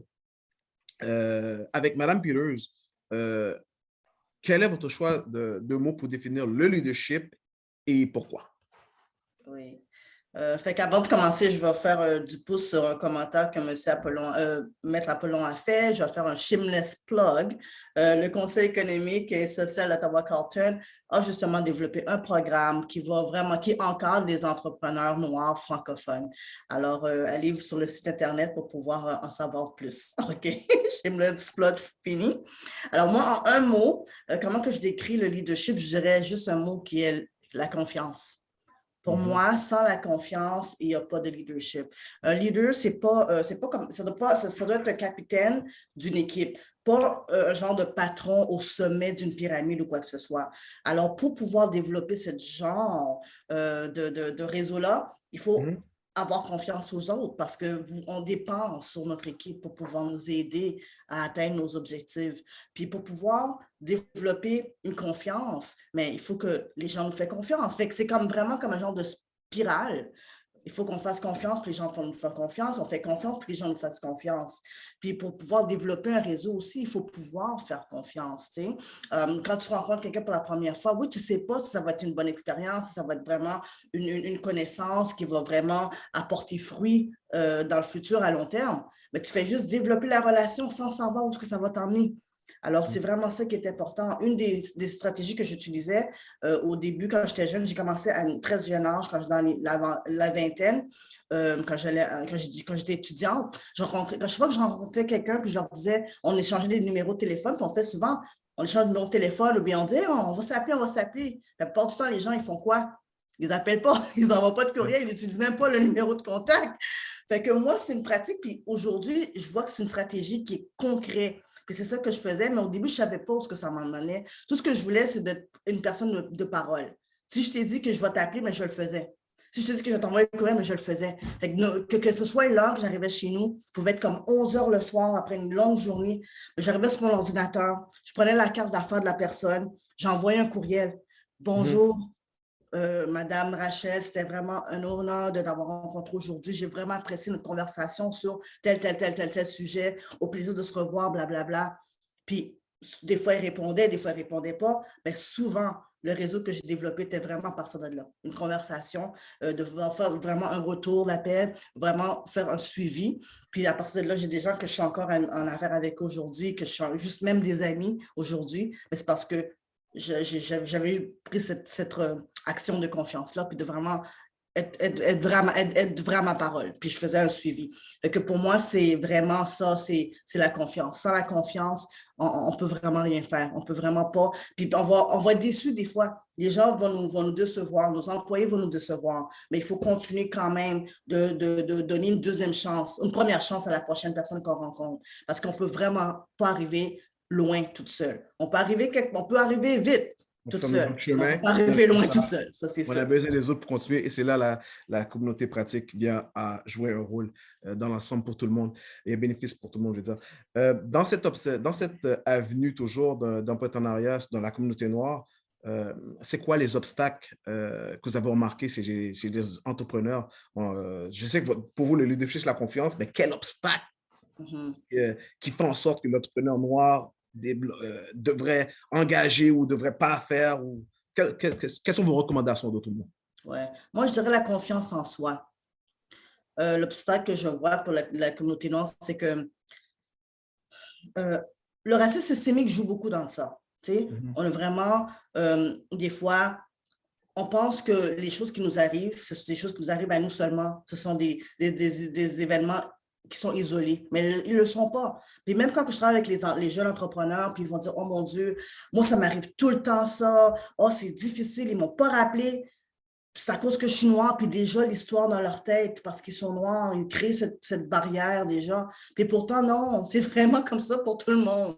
Mais la personne qui n'est pas habituée d'avoir des obstacles, ou bien même si qu'ils ont l'obstacle, ils vont dire « OK, next », puis ils continuent encore. Mais nous, on se met vraiment cette barrière-là d'avance. Que si je pourrais conseiller qu'on essaie de travailler là-dessus, d'avoir une résilience, que même si que les choses sont difficiles, c'est difficile pour tout le monde de continuer. Puis même si peut-être que les gens sont racistes, c'est vrai, ça peut arriver. Mais une chose qu'on peut compter dessus, c'est le capitalisme. Okay? Dans ce pays-là, si on est capable d'aller aider quelqu'un à ou soit faire de l'argent ou les aider avec leur entreprise, puis dire, écoute, moi, je viens de graduer, je viens de finir mes études, je pourrais-tu te faire quelques heures de stage non payant? Ça, c'est une autre question que je voulais vous poser. Est-ce que c'est une possibilité de vous d'essayer de trouver des stages non payants? Parce que ça, il n'y a pas grand monde qui vont dire non à ça. OK? Les entreprises, les entrepreneurs, les gestions d'entreprises, ils ont toujours besoin d'aide. Puis s'ils peuvent avoir de l'aide sans avoir à poser un risque, ça veut dire qu'ils n'ont pas à vous payer, ils n'ont pas à vous former. Vous pouvez faire une négociation, vous rentrez et vous dites, écoute, vous n'allez pas me payer, vous n'avez pas vraiment à me former non plus, je vais juste regarder et je vais faire le mieux que je peux. Il n'y a pas de monde qui va dire non à ça. À partir de là, vous êtes intégré dans le système, dans l'organisation, puis on ne sait jamais où ça peut vous emmener. Fait que, qu'est-ce que vous avez dit? Ça me rappelle justement ce que Maître Massy avait dit par rapport à la victimisation. Donc, il faut arrêter de faire la victimisation. Donc, si on sait qu'il y a un problème là, il faut le contourner avec notre manière. Et donc, vous avez évoqué l'aspect capitaliste. Le capitaliste, l'entrepreneur, n'importe qui, tout ce qu'il veut, c'est argent. Donc, profit ou dépense. Profit ou dépense. Si je peux avoir profité de toi et tu veux le travail, moi, je vois comme un profit déjà pour que je ne te paye pas, mais en retour, mon profit en tant que personne de travail là, je prends mon expérience là et je peux ailleurs. Puis laissez-les vous utiliser, c'est correct. Au début, vous n'avez pas l'expérience, ils vous utilisent, vous abusent, c'est correct. Mais après ça, à la fin, vous allez avoir accumulé l'expérience que vous avez besoin, puis les connaissances que vous avez besoin pour pouvoir grandir un jour. Puis le jour que vous allez arriver d'une position de base, à une position de leadership, vous n'allez même pas vous rendre compte parce que vous avez accumulé un grand nombre d'expériences pour vous donner la compétence que vous avez besoin. Exactement. En d'autres mots, sortir sur l'épingle du jeu. Merci pour cette réponse. Pour renforcer sur ce point, dans la profession médicale, les médecins, les jeunes médecins, là, quand ils sont résidents, ils font des fellowships, tout ça, c'est eux qui payent de leur poche pour acquérir l'expérience. Donc, je sais que le barreau veut faire en sorte que tout soit payant, mais moi, si je retourne en arrière, c'est moi-même qui avais payé de mes poches mon stage pour aller en Argentine, un stage international. Et bien sûr, je le répète fièrement, c'était Maître André Joseph, un avocat praticien de la communauté haïtienne d'Ottawa qui m'avait engagé quand personne d'autre voulait m'engager pour faire la partie de 4 mois. Et j'avais fait mon stage à l'international de 6 mois. J'ai été un des premiers avocats stagiaires au barreau de l'Ontario à partir de 6 mois à faire son stage à l'étranger. Il n'avait même pas développé toutes les politiques. Il m'avait demandé d'aller au bureau à Toronto pour aller rencontrer les responsables. C'était en 2003. J'avais été un des premiers à faire ça. Donc, j'avais été exactement comme Katia le sait. On se connaît depuis l'université depuis longtemps. J'ai toujours eu l'esprit entrepreneurial. Donc, s'il n'y avait pas d'opportunité, je les créais. Ouais, Je n'attendais pas, puis je ne me victimise pas. Je disais, Puis j'ai un ami, maître Boisvert, Hugues Boisvert, qui est allé aussi en Argentine, qui a payé de ses propres poches son stage aussi. C'est un avocat blanc. C'est un des plus grands praticiens à Ottawa en droit des affaires, à ce lot-là. Donc, il a fait la même chose que moi. C'est pas juste nous là, qui a des défis, tout ça. Il faut que tout le monde voit ça. Tu peux pas, c'est pas toujours une histoire de couleur. Là. Il faut voir au-delà de ça. Puis, je pense que c'est un message pour inspirer, motiver les autres. Les défis, tout le monde en a. Puis, c'est juste à quel point tu peux pousser pour aller plus loin puis les surmonter. C'est là que ça devient difficile. C'est pas évident, mais il faut essayer. Merci, Maître Apollon, pour cette réponse. Je poursuis avec Maître Louis-Jean dans un axe communautaire. Donc, je parlais notamment de l'emphase de l'engagement communautaire. Mais avant tout comme les autres panélistes, si vous devez décrire le seul mot qui décrirait le leadership, quel serait ce mot et pourquoi? Alors, merci pour cette question. Moi, je choisirais le mot modèle parce que pour moi, le leader, c'est quelqu'un qui se veut être un modèle dans le service qu'il rend à la communauté. Alors, je crois qu'on ne peut pas se départir du mot service, mais ce n'est pas seulement rendre un service vaille que vaille, mais rendre un service comme tout en étant un modèle d'écoute pour essayer d'identifier les besoins, de comprendre les défis auxquels la communauté fait face et où l'on va avoir la possibilité de s'adonner à la recherche de solutions pour aider la communauté qu'on dessert à faire face du mieux que possible à ces défis-là. Et pour moi, personnellement, c'est être leader, c'est être un modèle dans la façon qu'on contribue à améliorer le sort des plus vulnérables, des plus faibles, de ceux qui ont vraiment besoin de nous. Quand moi, je pratique en droit criminel, je suis surtout en contact avec du monde très, très vulnérable. Aussi, je pense aux règles déontologiques aussi qui nous invitent à être des modèles de compétences, par exemple, des modèles de courtoisie dans nos relations avec nos pairs. Donc, pour moi, la définition du mot leader, c'est vrai, c'est de servir, mais c'est d'essayer d'être un modèle dans la communauté, pour ceux qui nous observent, pour ceux qui nous regardent. Donc, un impact sur tout le monde, en fait. On agit pour l'ensemble de la communauté. Parfait. Et dans une société qui se veut de plus en plus inclusive, quel conseil avez-vous pour les candidats qui n'ont pas grandi dans le milieu francophone ontarien et qui éprouvent des défis à s'identifier ou à s'intégrer à la profession juridique francophone? Très belle question. Alors, j'aurais plusieurs conseils à prodiguer à ces candidats. Mais d'abord, il faut savoir que, comme presque tous les panélistes l'ont dit, la francophonie en Ontario, c'est très diversifié. On peut trouver quasiment toutes les variantes de la francophonie mondiale présentes en Ontario. Donc, ce n'est pas un problème d'être né ailleurs, puisqu'il y a de la place pour tout le monde. Donc, le candidat devrait de préférence mettre l'accent sur son implication communautaire ou associative.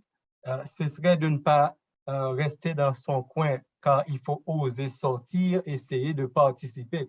Parce que moi-même, personnellement, je l'ai dit au début, je suis arrivé ici dans mes vingtaines.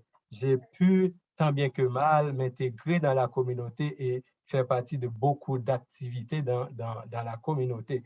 Donc, je crois qu'il y a beaucoup d'endroits, qu'il y a beaucoup d'entreprises, d'organisations où on a besoin du sang neuf pour revitaliser, pour renforcer la francophonie. Donc, il ne faut pas craindre de foncer, d'essayer de tracer son propre chemin, comme M. Apollo l'a dit, Mme Peters l'a dit. Donc, il y a moyen pour prendre des initiatives personnelles et frayer son chemin. Je dirais aussi aux candidats de ne pas craindre de faire le premier pas vers les autres, car ce n'est pas seulement dans notre communauté qu'il y a du monde qui veut nous aider. Je crois que M. Trassola a dit la même chose. Il y a plein de mains qui sont tendues, qui attendent que d'autres mains les attrapent. Donc, il faut essayer de sortir, d'ouvrir le cadre de nos recherches. Parce que on ne le dira jamais assez, les communautés ont besoin de nouveaux bras. Il y a toujours beaucoup de travail à faire pour garder la francophonie vivante et attrayante et pour permettre qu'elle continue à s'épanouir.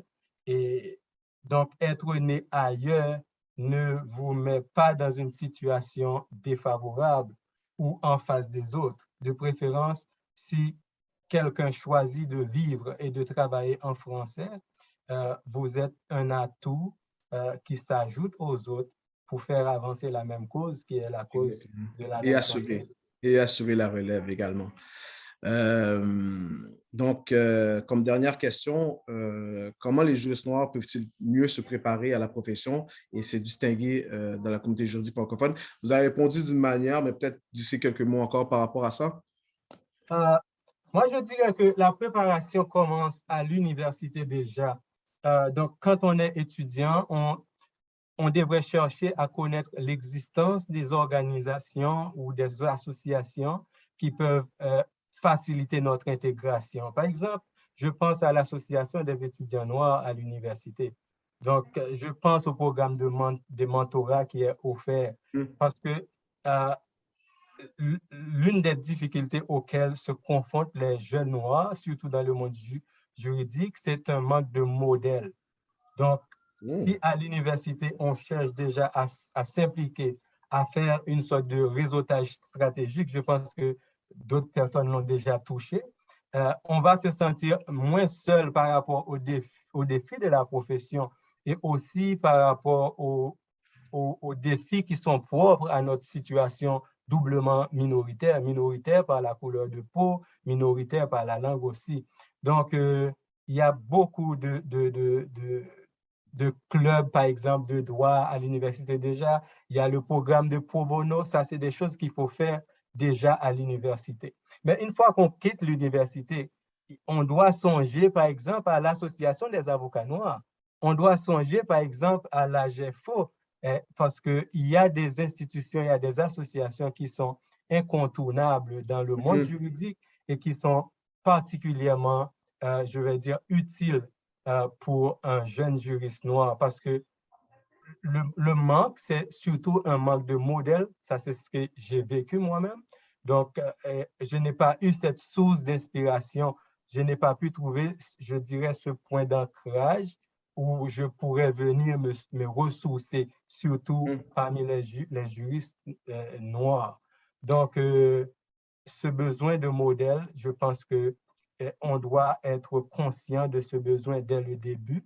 Et aussi, il faut penser à avoir d'autres modèles. Par exemple, un bon médecin, un bon ingénieur peut être un modèle parce que être un leader dans le monde juridique, ce n'est pas nécessairement avoir un réseautage rien qu'avec des juristes, parce qu'il me semble que ça prend plus de compétences, ça prend plus d'ouverture d'esprit pour arriver à s'imposer et à être vraiment utile, soit à sa communauté, soit à ses clients ou à son organisation, par exemple. Si vous me permettez bien, parce que j'ai fait un point quand on parlait des défis, et là, vous avez donné des solutions. Dans vos défis, vous avez parlé d'isolement, d'être nouveau quelque part, et là, on fait un point avec la nouveauté, il y a des associations, il y a telle affaire, il y a telle affaire, il y a telle... Donc, vous avez donné les problèmes, et là, vous avez donné des solutions, donc faire un point avec votre expérience pratique, vous amener à donner ce cheminement comme réponse, et c'est magnifique. Alors, oui? Je voulais ajouter très brièvement, quand vient le temps d'entrer dans la pratique, il faut ouvrir le cadre et être prêt à faire des expériences un peu différentes de ceux et de celles qui nous ont précédés dans la profession. Parce que ces gens qui nous ont précédés se sont battus pour défrayer le chemin. Je pense qu'il ne serait pas intelligent de ne pas mettre à profit le travail qu'ils ont fait, et ceci dans des situations bien plus difficiles que la nôtre. Donc, on évitera ainsi comme à se cogner la tête contre un mur alors qu'il y a une porte qui est ouverte juste à côté de nous. Effectivement, il faudra avec l'expérience des autres acquis, puis on la développe, puis on continue, puis on passe la nôtre à quelqu'un d'autre. Merci pour cette réponse. Je poursuis sur un axe intra-entrepreneur, donc notamment avec les jeunes juristes, avec Maître Razo.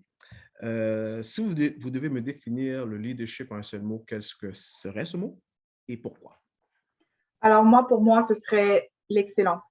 Donc, en pratique privée, oui, en pratique privée, on se démarque vraiment par l'excellence de nos représentations par rapport aux dossiers qui nous sont assignés. Donc, je dirais que vraiment, une marque de leadership, c'est l'excellence. L'excellence dans votre pratique, l'excellence dans vos représentations orales comme écrites devant les différents tribunaux. C'est vraiment important.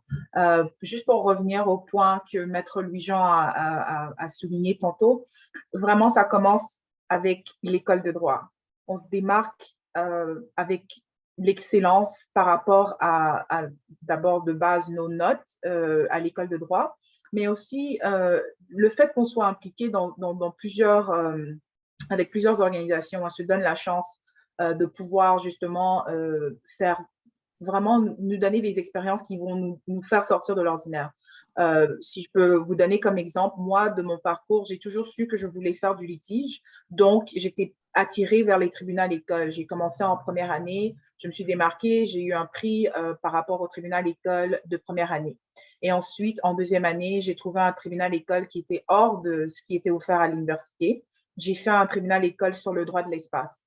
Et ça, c'était vraiment un sujet qui étonnait beaucoup des personnes qui étaient en train de me passer en entrevue, parce qu'ils disaient « droit de l'espace, est-ce que tu peux m'en parler un peu plus ?» Et ça donnait justement… Oui, exactement. Et ça donnait justement un point qui faisait que je me démarquais de la foule.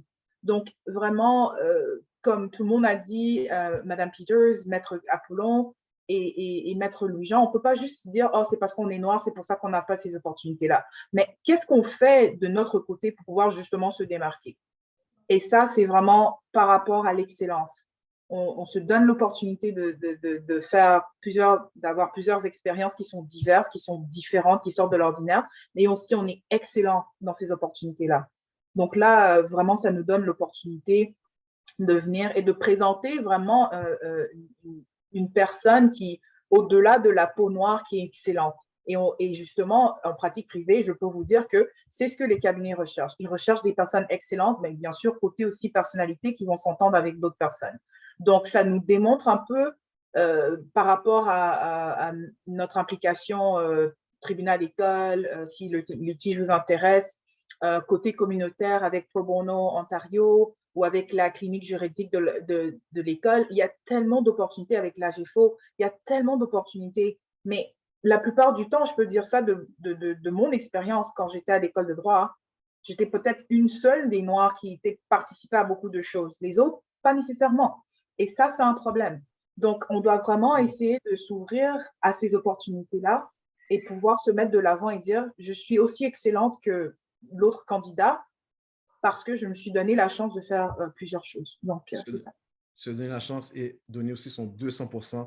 Ça va nous revenir d'une manière… Stanley, si tu permets, ça, c'est un excellent point de Maître Traceau, là, vraiment bon.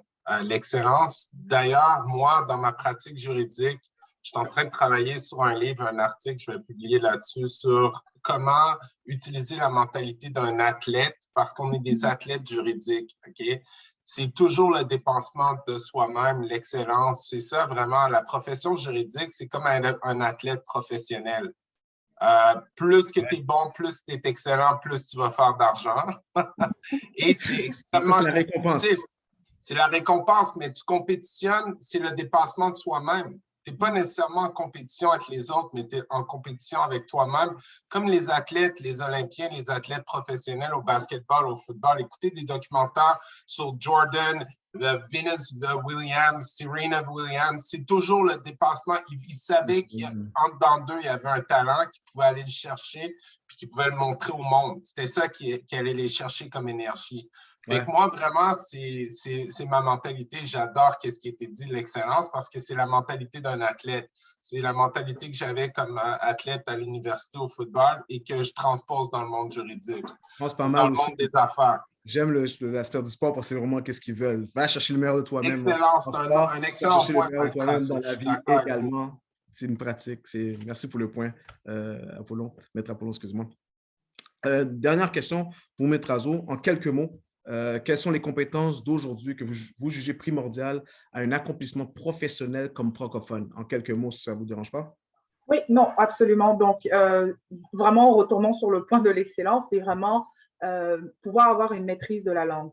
Donc, c'est sûr qu'on ne peut pas juste dire, OK, on est avocat francophone, on fait du travail. Ben, je pourrais dire qu'en pratique privée, dépendamment des dossiers sur lesquels on travaille, moi, je dirais que 90% de ma pratique, elle se fait en anglais. Donc, j'ai un petit 10% qui se fait en français, mais pas pour autant que ma pratique, ma maîtrise de la langue anglaise devrait pas être moindre que celle en français. Donc, justement, en tant que jeune juriste francophone, on doit vraiment s'appliquer à pouvoir faire la représentation de nos clients en français comme en anglais et de manière excellente. Je reviens encore sur ce point-là parce que c'est comme ça qu'on se démarque. On ne peut pas juste s'attendre à ce que, OK, on est arrivé dans un certain niveau de notre carrière et on s'attend à juste se contenter du minimum. On ne devrait pas. On devrait continuellement pousser de l'avant et continuellement chercher à s'améliorer, comme Maître Apollon a dit. Et vraiment, ça se démontre dans la maîtrise de la langue, et surtout la langue française. Je veux dire, c'est bien beau de comprendre le français, mais est-ce qu'on peut vraiment l'utiliser d'une certaine façon pour, en fait, justement, représenter les meilleurs intérêts de nos clients par rapport à un litige? Et encore, mon expérience, c'est juste le litige, donc pardonnez-moi si je ne couvre pas d'autres sujets, mais c'est vraiment juste ce que je fais dans ma pratique de tous les jours. Donc, vraiment, c'est pouvoir le faire. Et c'est ça qui va mettre nos clients en confiance. Et on va bien sûr recevoir d'autres dossiers en français et vraiment continuellement contribuer à cet accès à la justice-là où on permet à nos clients d'avoir de la très bonne représentation en français. Parce que moi, j'ai souvent eu ce genre de situation-là où des clients vont me dire « Je ne veux pas procéder en français parce que je ne sais pas si je peux avoir le même niveau de représentation en français comme en anglais. » Et ça montre qu'ils n'ont pas justement cette confiance-là que leur avocat est capable de faire le travail aussi bien en français qu'en anglais. Et ça, c'est quelque chose que je pense qu'on devrait vraiment essayer de démanteler et d'essayer de vraiment pousser, de montrer que non, en fait, moi, je suis avocate complètement bilingue, je suis capable de faire la représentation en français comme en anglais et je vais faire ça du même niveau. Tu vas recevoir le même niveau de représentation et tu vas pouvoir savoir que ton avocat est aussi compétent. Donc, je vais résumer. On a nommé tous les mots leadership ici de tout le monde. Soit un modèle, excellence, Madame Puleuse avec la confiance, Maître Apollon avec leadership de service et le modèle avec Maître Loujean. Donc, cette phrase a résumé tous les mots de tout le monde, un seul mot. Je sais que Madame Puleuse voulait glisser un petit mot, mais Il faut absolument que je dise ça. Fait que je vais faire du pouce sur l'excellence, oui, mais il ne faut pas tomber dans le piège non plus. On peut être excellent, puis des fois, ça peut être un piège parce que si on est trop excellent, puis on n'a pas communiqué cette excellence-là, puis on n'a pas fait la promotion de cette excellence-là, mais le patron va vous garder exactement à faire le travail excellent en dessous de lui, tu sais, je veux dire. Fait qu'il ne faut pas oublier qu'il faut pouvoir faire la promotion de nos compétences. Fait que vous êtes excellente, oui, mais c'était notre responsabilité à nous de laisser les gens savoir que, écoute, on est excellent dans ce qu'on fait. Il ne faut pas se faire piéger. Ça c'est un excellent point. J'ai appris à la dure comme athlète parce que quand j'étais athlète, tout le monde voyait, c'était télévisé, c'était filmé, mes exploits. Mais là, quand je suis transposé dans le monde juridique, j'ai réalisé il n'y a pas personne qui te regarde. Si tu ne trouves pas le moyen de faire promouvoir ton travail, j'ai révisé un contrat de 150 pages. Mais moi, je n'étais pas habitué à vanter mes exploits parce que comme ancien athlète, c'était télévisé. Mais c'est quelque chose que j'ai appris, c'est un point excellent. Il faut savoir comment communiquer nos succès, se faire. C'est sûr qu'on va dire l'humilité, mais il faut pas. Il y a de la fausse humilité, là. Il ne faut pas tomber dans le piège de la fausse humilité, là. Tous ceux qui ont eu énormément de succès, c'est parce qu'ils savent comment faire valoriser leur succès. Ça, c'est un excellent point. Je suis complètement d'accord, mais je voulais juste un peu clarifier dans le contexte dans lequel je parle. Donc, je parle justement des jeunes juristes qui se trouvent en pratique privée, en train de commencer leur carrière. Pas pour autant pour dire qu'on ne va pas promouvoir notre excellence, mais il y a plusieurs façons de le faire. Donc, on commence un peu dans un cadre où on est sous quelqu'un, mais ensuite, on se démarque en justement faisant un peu tapage de ce qu'on est capable de faire. Donc, par exemple, moi, j'ai développé un intérêt particulier par rapport aux risques qui sont liés à l'intelligence artificielle. Et ça, c'est quelque chose que beaucoup de personnes ne font pas. Et donc là, avec justement l'appui de mon cabinet, avec l'appui des associés avec lesquels je travaille, on fait comme un genre de shift par rapport à, OK, on va mettre des articles, on va présenter, on va te permettre d'avoir ces opportunités-là, de te mettre en avant-plan et de pouvoir justement démontrer tes connaissances, ton excellence, tes habiletés. Donc, c'est un peu un parcours un peu mesuré, si on veut dire, en pratique privée. Mais ça, c'est vraiment dans ce contexte-là dont je parlais. Donc, c'est juste pour… En toute vérité, ça, c'est la partie que j'aime, où est-ce que les panélistes donnent leurs idées, leurs opinions, puis tout le monde s'incrémente ensemble. C'est une partie que j'aime beaucoup. Je vais devoir arrêter cela ici. En fait, on devait avoir une capsule artistique. On a dépassé notre temps, sauf qu'il y a une question du public. Il y en avait plein, en fait, mais je dois en prendre un au hasard et au moins en faire un, bien sûr. Cette question-là est pour Mme Peters. Est-ce le contexte ou la culture afro-caribéenne influence le choix des activités entrepreneuriales que les personnes noires décident d'entreprendre en affaires? Est-ce qu'il y a des domaines plus populaires chez les entrepreneurs noirs? Donc, juste vous dire, je vais répondre en quelques minutes, en fait, en bref réponse, parce qu'on continue avec la prochaine étape de notre activité. Question pour vous, Mme Peters, votre microphone est fermé. Oui, c'est sûr qu'on est interpellé à faire ce qui est de notre cœur, ce qu'on est passionné à faire. Mais j'encouragerais la communauté de pouvoir regarder qu'est-ce que le marché demande aussi, de vraiment faire un balance entre ce que notre cœur nous interpelle à faire, notre culture, puis ce qu'on est habitué, mais aussi de voir est-ce qu'il y a un marché pour ça, est-ce que les gens vont vouloir payer leurs dollars et leurs sous pour le produit ou le service que vous voulez offrir. Fait que vraiment avoir un balance, ce serait vraiment ça ma réponse. Et pour juste répondre à la deuxième question, pour être plus précisément, y a-t-il des domaines qui sont plus populaires, qui seraient plus populaires? En fait, je pense que ce qu'il veut dire, c'est que est-ce qu'il y a des domaines qui seraient plus favorables pour la communauté noire? Je pense moi, l'équité, la diversité et l'inclusion, qui est d'autre qui sait c'est quoi exactement que ça prend pour aider les organisations, les institutions à être plus équitables et plus intégrées leurs membres, de pouvoir vraiment aider à les leaders à pouvoir avoir des pratiques et des comportements qui aident leurs employés à venir au travail en étant eux-mêmes. Il faut qu'on les apprenne ça.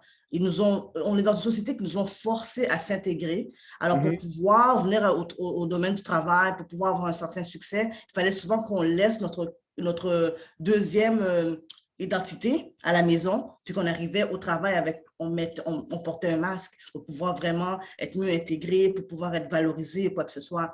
De nos jours, la démographie montre que les choses commencent à changer. Notre démographie de la population commence à avoir plus de personnes qui sont noires ou différentes cultures. Et puis, la communauté blanche devient une minorité. Alors, on a l'opportunité là de pouvoir vraiment… Il faut regarder les autres ethnies aussi, là, pas juste la communauté noire, mais ouais.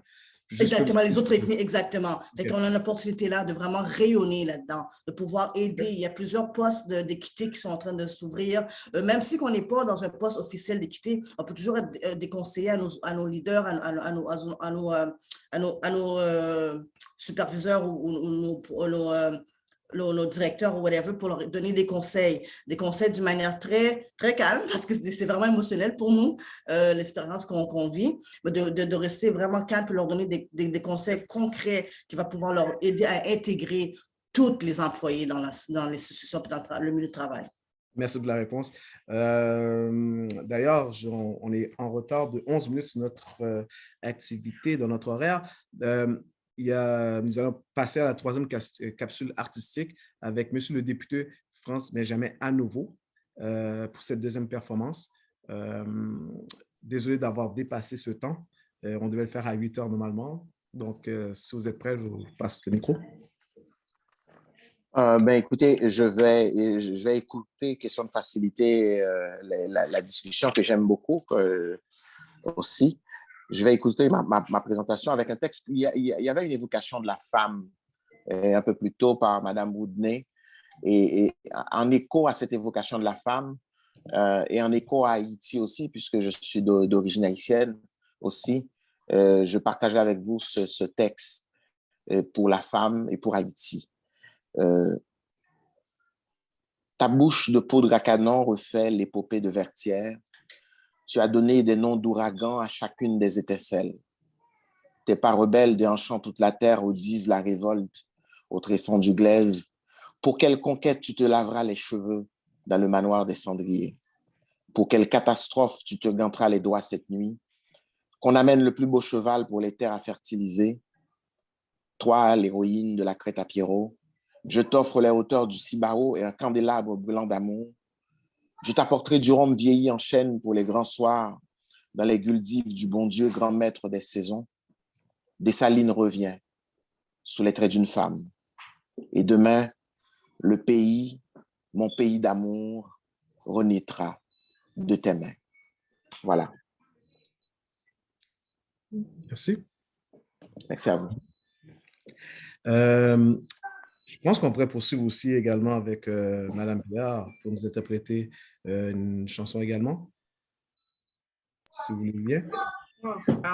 Alors, pour regarder avec le sujet, vous avez demandé la question qu'est-ce qui représente le leadership?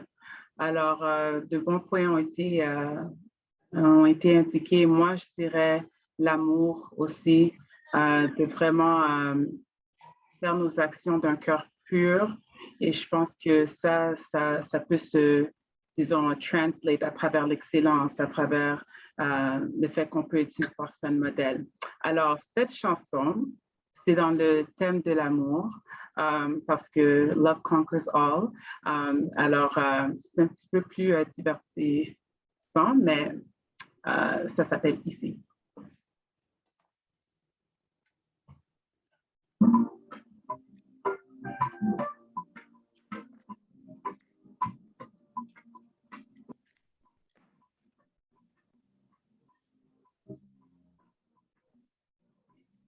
Ferme les yeux, j'y crois. J'ai senti le feu dans mes larmes. Ces sentiments pour toi ne s'éteindront jamais, non. Si le moment nous sépare, j'attendrai car rien, je ne vois rien autour de moi. Ouais, tu m'emmènes loin de tout tracas. Yeah, comme je me sens bien dans tes bras.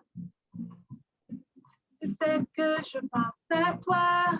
So what makes me feel comme ça ici, ici, ici, avec moi. Ici, ici, ici, oh baby, je pense à toi ici, ici, ici, avec moi. Tu sais que je pense à toi, cause no one makes me feel comme ça, non. Je rêve depuis ton départ de vivre dans ton regard. Ces sentiments pour toi ne s'éteindront jamais, non. Même si le moment nous sépare, j'attendrai car rien, je ne vois rien autour de moi. Ouais, tu m'emmènes loin de tout tracas. Yeah, comme je me sens bien dans tes bras. que je pense à toi. 'Cause no one makes me feel comme ça, non.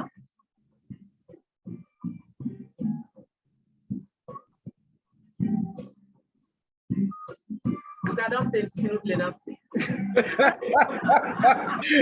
Je vais vous dire. J'allais justement rajouter que, bon, ici, il y a beaucoup d'afro-descendants et on est vendredi et on entendait le son derrière. Regardez là. Regardez, tout le monde était comme... Haïti chérie! Haïti chérie était très présent. Mais Strasbourg aussi. Je regardais aussi, tout le monde était content. On entendait le son du zouk. Merci, Madame Pierre, pour cette magnifique performance. Pour moi, ce sera la fête pour moi en tant que modérateur. Et donc, je sais qu'on doit avoir un lien Zoom pour faire des réseautages et tout. J'ai aimé toutes vos réponses. Elles étaient toutes magnifiques. Elles étaient toutes comme en harmonie les unes avec les autres. Vous étiez riches en défis que vous avez partagés. Vous étiez riches en résultats. On veut faire 2 heures. On pense que 2 heures, c'est beaucoup, mais quand on arrive là, c'est pas assez. Maître Polo, vous me connaissez, j'avais des questions prêtes pour vous, mais malheureusement, merci. Je vais le mettre de côté. C'était un plaisir de partager avec tout le monde. Merci à tout le monde. Ça a été vraiment un plaisir. Comme Stanley l'a dit, on a parlé en unité, en harmonie, et ça a été complémentaire, tout ce qu'on a dit pour tout le monde. Merci à Maître Saad d'avoir organisé ça, tout le monde. Merci, Maître Saad. Merci à Stanley aussi. Et Monsieur le député. Donc, il y a 2 choses que j'aimerais souligner. Donc, on va continuer pour quelques minutes avec le réseautage entre les gens pour apprendre à mieux se connaître. En général, au niveau de notre communauté, on ne se connaît pas trop. Donc, ce serait une bonne occasion. Donc, le lien est affiché dans les discussions. Aussi, j'aimerais aussi spécialement remercier la directrice du programme MEDSAD. Donc, elle a fait presque tout. Des images, elle était là, des textes, elle était là, les réunions interminables, elle était là. Donc, c'est vraiment une personne qui m'inspire comme le député. Donc, et aussi qui nous encourage comme employés, comme collègues, à nous dépasser. Donc, pour ma photo, j'ai pris ma photo 15 fois parce qu'elle voulait que la photo soit parfaite. C'est pour vous montrer comment elle essaie d'aider les gens à progresser. Donc, ça, c'est une bonne chose. Donc, on pourra aussi remercier le modérateur Stanley Coulange. Il a fait vraiment un excellent travail comme l'année passée. Donc, ça, c'était bien. Donc, il fallait le souligner. Et puis, donc, Maître Saad, le mot final est pour vous. Donc, on va se retrouver après.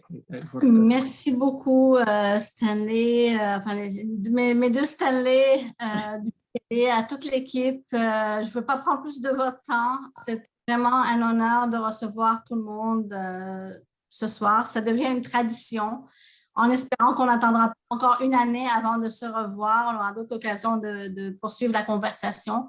Donc, sans plus tarder, merci beaucoup pour le succès de cet événement, de votre temps, de vos partages avec toute humilité et en toute franchise et authenticité, même si ce n'était pas le thème, mais maintenant, c'est sous-agent de toutes nos conversations. Donc, je vous invite à l'autre lien. Donc, comme Stanley l'a mentionné, si vous n'avez pas noté le lien, vous l'avez aussi dans l'invitation ou la confirmation que vous avez reçue. Évidemment, il nous reste moins de temps selon le temps prévu, mais le lien va être… les salles Zoom vont être ouvertes beaucoup plus longtemps pour ceux et celles qui aimeraient poursuivre la soirée avec nous. Donc, au plaisir de se retrouver. Puis, bonne soirée tout le monde. À très bientôt.